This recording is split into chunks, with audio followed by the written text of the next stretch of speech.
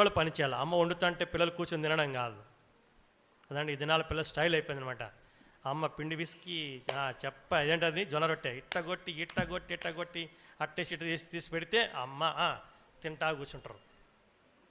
ఆ పిండి పిసికేది రాదు. ఇప్పుడు పిండి పిసకాలంటే యూట్యూబ్లోకి వెళ్ళాలా, యూట్యూబ్లోకి వెళ్ళి ఎన్ని నీళ్ళు పోయాలా, ఎంత పిండి పోయాలా, ఏదేమి చేయాలా, ఆ యూట్యూబ్ పెట్టుకొని ఫస్ట్ నూనె పోయాలా, తర్వాత మిరియాలు వేసుకోవాలా, లేకపోతే జీలకర్ర వేసుకోవాలా, తలకాయ తీసి దండ పెట్టాలా. అట్లా ఉండొద్దు, అర్థమైందా? అట్లా ఉండొద్దు, నేర్చుకోవాలి మనం. అట్లానే మందిరంలో కూడా ప్రతి వారికి బాధ్యత అనమాట. ప్రతి వారు కూడా ఏదో ఒక పని చేయాలంతే, మ్యాండేటరీ. చెప్పండి, అదేంటది ఖచ్చితం. ఎందుకంటే ఇది ప్రభు నిమిత్తం అని మనం చేయాలి. చెప్పండి, ఎలా చేయాలి? మనం ప్రభు నిమిత్తం, ప్రభు పని మనం చేయాలి. అదే మనకు ప్రతిఫలం ఇస్తాడు దేవుడు. ప్రార్థన చేసుకుందాం.